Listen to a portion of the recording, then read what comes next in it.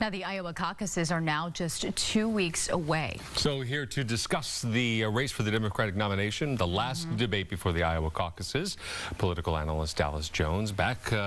We're happy to have you here. So this time, there were 3 people on the stage, but really just 2 doing most of the talking. And they covered the gamut, and the barbs came out. No more Mr. Nice Guy and Mrs. Nice Guy, is there? Absolutely. What you saw as the race is closing in the Iowa and New Hampshire caucuses is the attempt of the candidates to define the other and wither that base away of support that's drawing near. It's important to note that Bernie Sanders has come from a 50-point deficit, as he mentioned last night, in his path to the presidency. So he's got more to gain, and he's coming at Secretary Clinton with the punches. And here's the other thing. So we know that they addressed Wall Street reform, also gun control, which we will get to. But something that also was a heated exchange was around health care reform. So let's take a listen at that and what happened.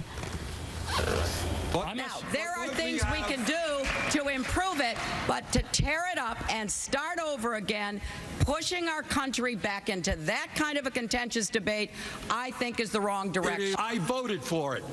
But right now, what we have to deal with is the fact that 29 million people still have no health insurance.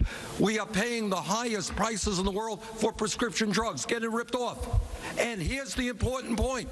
We are spending far more per person on health care than the people of any other country.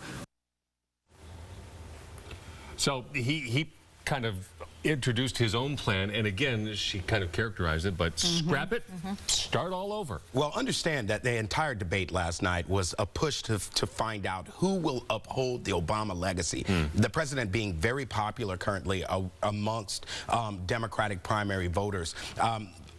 Senator Sanders, he released his plan, which called for a Medicare for all type plan for all of Americans. Single payer. Single payer, yeah. Medicare for all. Secretary Clinton has said that this would repeal what President Obama has put in place and give the Republicans a chance to dismantle it. And so it was a great area to define who would be closest to the president in terms of policy. Talk to us about gun control, because that was another hot button issue, you know, specifically when Hillary Clinton attacked Sanders, saying, hey, he's backed, you know, several pro-gun legislation.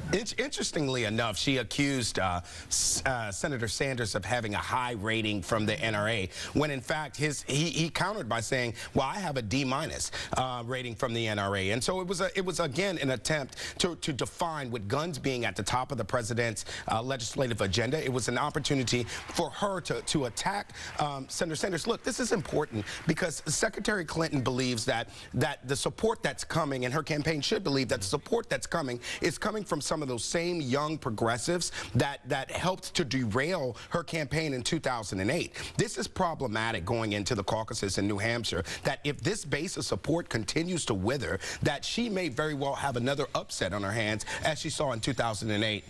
Do you see a Hillary Clinton who is responding to that vast lead that she had disappear? Well, I think she's making the great case about electability, and I think that's something that we all have to consider that will play a key factor as we move across all of the states. And so, you know, her position is, look, I'm prepared on day one to be president. I don't have an ideology that's going to isolate our base, isolate the middle of the road independents, and I can beat the Republicans, whoever it is, on election day, even though the recent polling suggests that may not be true. Well, Iowa caucuses February 1st. Just 2 weeks away. People weigh in then. Dallas we'll see Jones. what happens. Dallas, thank you. Thanks. All right, on